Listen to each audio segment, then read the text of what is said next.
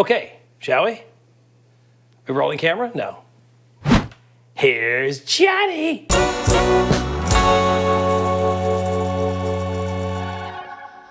Hello. My name is George Motz. My job is to preserve hamburger history and give it to you. How about this one, the Cuban Frita? Invented in Cuba, obviously, many, many years ago. And to me, one of the greatest Cuban-American gastronomic expressions. But unfortunately, the Cuban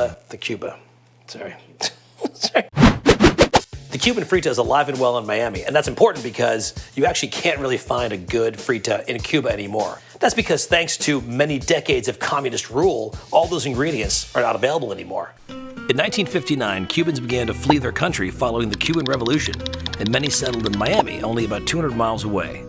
The Frita was one of the culinary survivors of the Exodus. Sharing the same DNA as the American hamburger, the Frita was served from street carts in Havana before Fidel Castro seized control of the country. I don't see the tally on. Oh, it is. Okay, you rolling, Ruby?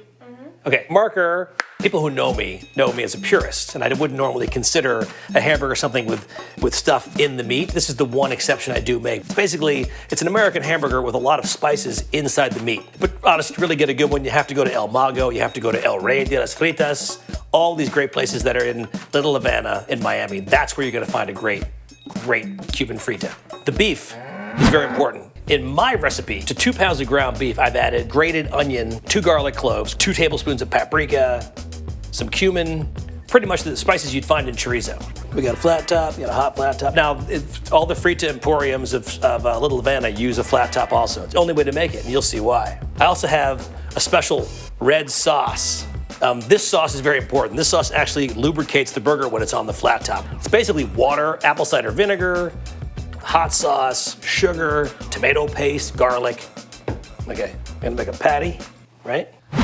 Just like in Little Havana, they smash it thin. They also add some onion right now, but once they smash it thin, they use this red sauce on it. Check this out. That bubbles up all around it.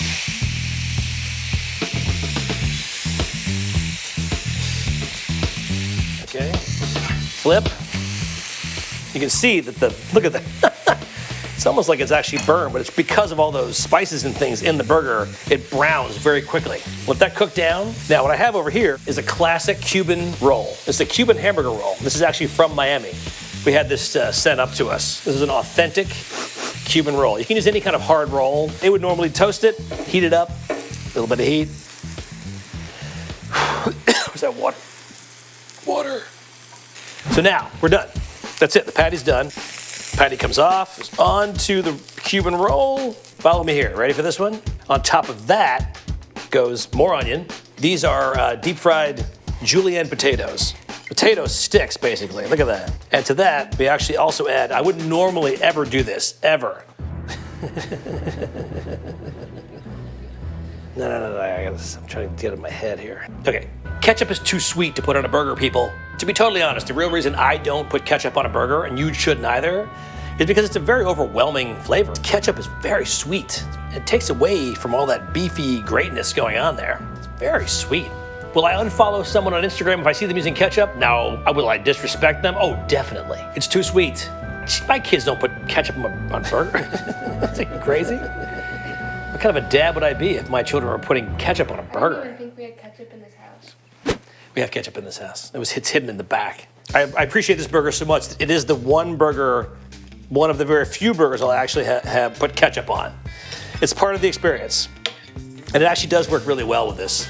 And there it is. That's the Cuban Frita. That's my version of the Cuban Frita, at least. I know everybody in Miami's laughing, but hey, you know what? I think I did a pretty good job. Oh, that's good. Actually really good. So, yeah.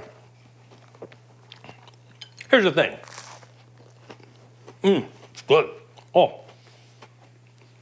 Whoa. Oh, good. If you go to Florida and you go down to South Beach, you owe it to yourself to get your ass off the beach, cross 95, and go over to Little Havana and try to find a Cuban Frita.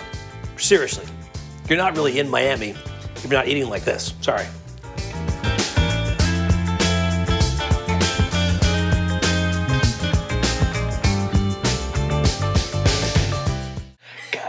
bruh.